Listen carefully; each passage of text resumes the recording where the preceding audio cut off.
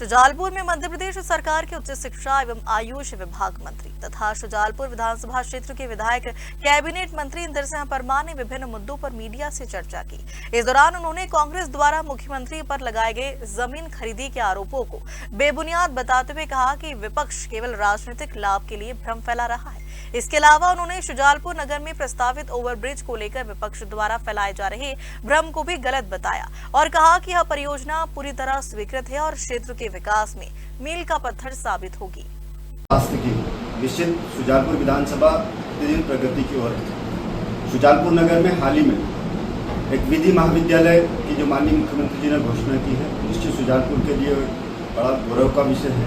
हम बात करेंगे क्षेत्र के लोकप्रिय विधायक एवं कैबिनेट मंत्री माननीय इंदर सिंह। वैसे किस तरह से इस पूरे जो इसको प्रारूप तैयार किया गया और भविष्य में बच्चों के लिए किस तरह से लाभ? देखिए, शाहजहाँपुर में 1971 से हमारे पीजी कॉलेज में संकाय के रूप में पीजी की पढ़ाई होती थी और पहले नाइट में कक्षाएँ लगती थी। अभी इसी के निर्देश के बाद दिन में ही कक्षाएँ लगती थी। शुजालपुर के इस कॉलेज में हम सब लोग भी पढ़े हैं। यहाँ पर त्रिवर्षीय की जो का पाठ्यक्रम था उसमें भी पर्याप्त छात्र आते थे और अब 5 वर्षीय हो गया BA LLB का यहाँ पर चलता है। इस पंचवर्षीय में भी छात्रों की संख्या पर्याप्त होती है और कई बार छात्र एडमिशन लेने से छूट जाते हैं। बाद में LLM भी हमने यहाँ प्रारंभ किया, LLM भी चल रहा है। तो एक प्रकार से लॉ की पढ़ाई का एक बहुत अच्छा केंद्र शुजालपुर पहले से रहा, आज भी है। क्योंकि बार काउंसिल ऑफ इंडिया का बार बार ये रहता था कि भाई संकाय के रूप में हम नहीं चलेंगे, सेपरेट कॉलेज होना चाहिए और उसके लिए हमारे मुख्यमंत्री जी पहले शुजालपुर आए थे तो उन्होंने उसकी पूरी प्रक्रिया पूरी होकर के उसको कैबिनेट जब पास करती है तो कैबिनेट में माननीय मुख्यमंत्री जी के निर्देश पर रखा गया और कैबिनेट ने उसको स्वीकृति दी।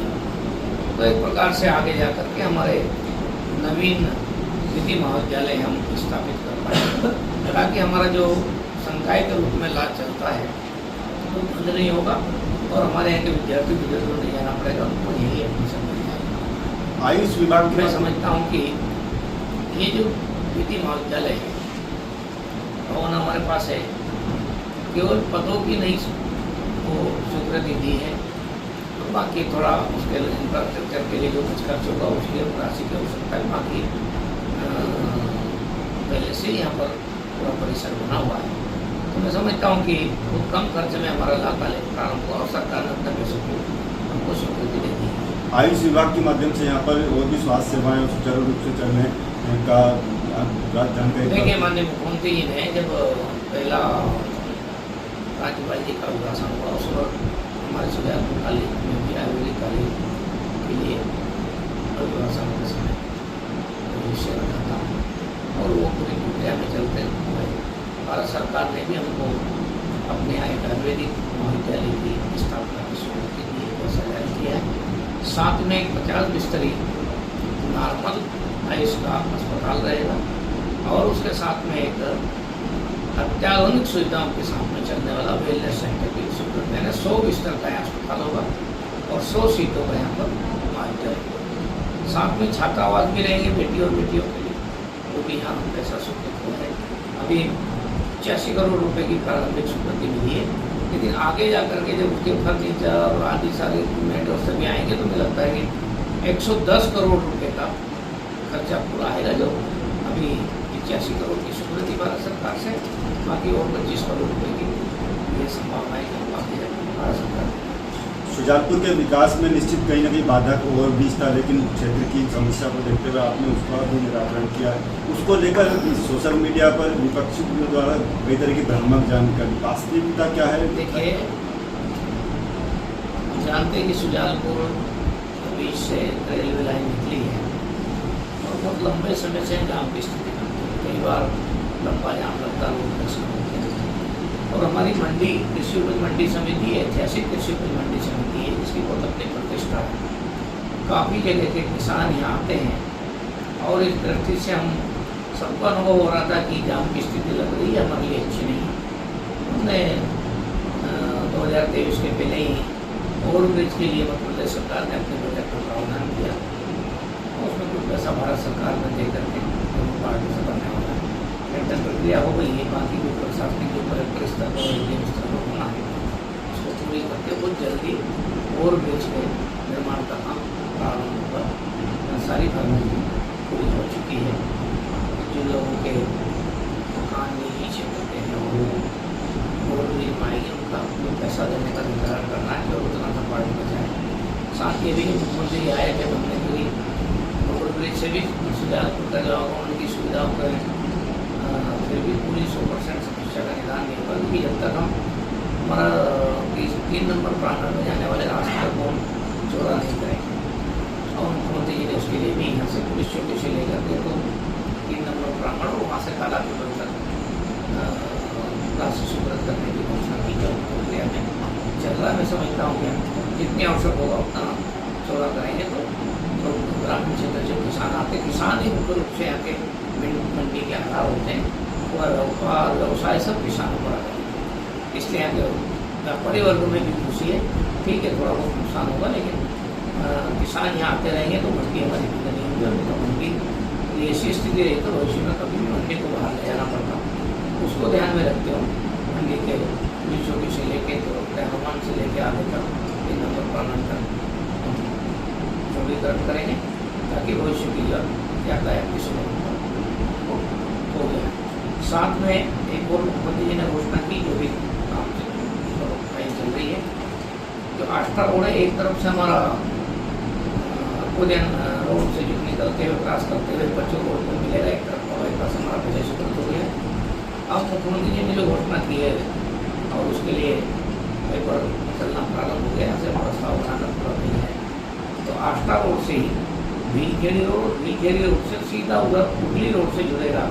एक प्रकार से उगली रोड ऑलरेडी बचाव रोड से जुड़ा हुआ है, तो पूरे सुजालपुर के आसपास एक रिंग रोड जैसा व्यवस्था हो जाएगी। तो मैं समझता हूँ कि जो मंडी में जाम लगने वाला है, बड़े वाहन जो अंदर घुसते हैं जिनका ज़रूरत नहीं है, वो सारे के सारे हर तरफ के वाहन अपने अपने मार्ग से निकल जाएंगे। मंडी में जिनकी आवश्यकता है वही वाहन आएंगे, वही यहाँ पर बड़े वाहन प्रवेश करेंगे, बाकी वाहन को प्रवेश करने की जरूरत नहीं रहेगी। तो हमारा तो बहुत दबाव खत्म हो जाएगा।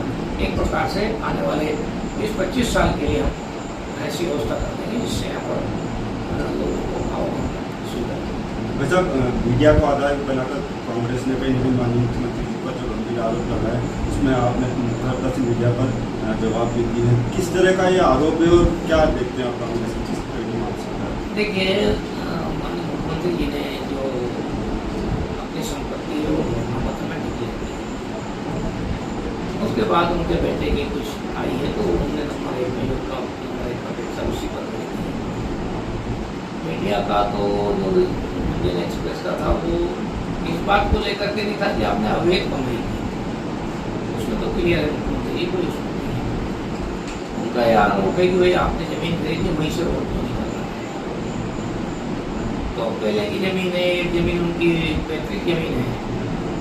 जब मैं जेल में प्रधानमंत्री था तो कई बार उनके साथ मोटरसाइकिल कुछ देर पर गए आए थे, क्योंकि सीरत का एरिया बढ़ गया तो वहाँ से भी एक नदी पर से पुल बन गया तो उनकी जमीन के पास से निकलना, तो स्वाभाविक रूप से किसी की जमीन पहले से है और वहाँ से सड़क बना है, पुल बना है तो कीमत बढ़ेगी सही।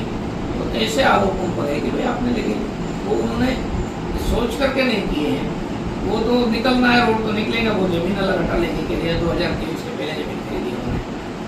उनके पिताजी के नाम की जो जमीन थी उसमें से वो भी कुछ हिस्सा है होगा, तो वो जमीन भी महत्वपूर्ण है। और वो तो मैं जब वहाँ 89 से उज्जैन में रहा हूँ, तो 10 साल लगातार वहीं मेरा मुख्यालय था, तो हमने कई बार देखा है। और वो ज़मीन है तो वहाँ से रोड निकला है तो ऐसा है। इसलिए मैं समझता हूँ वो ज़्यादा प्रमाणिक सारे समाचार नहीं है, परंतु ये बात जरूर है कि जो रोड बनने से वहाँ का विकास हो रहा है उसमें उनकी ज़मीन भी रोड के किनारों पर आ रही है, उसमें स्वाभाविक रूप से उसकी ज़मीन की कीमत। मेरा अंतिम सवाल है, उज्जैन क्षेत्र में जिस तरह से मुहर्रम पर्व को लेकर कार में विस्फोट किया गया, निश्चित तो सोशल मीडिया पर भी सवाल पर प्रश्न खड़े हो रहे हैं, निश्चित उसमें कार्रवाई हुई। देखिए सरकार ने पर्याप्त कार्रवाई की, पुलिस पर्याप्त कार्रवाई की, मैं समझता कानून अपना काम कर रहा है। ये थे हमारे साथ कैबिनेट मंत्री श्री नरसिंह परमार। वास्तव में शुजालपुर नगर में और भी विकास आगे बढ़ेगा, क्योंकि माननीय मुख्यमंत्री जी ने मंच से कहा है कि शुजालपुर में जो भी प्रत्येक मांग होगी वो अपने आप ही स्वतः पूरी होगी। खबर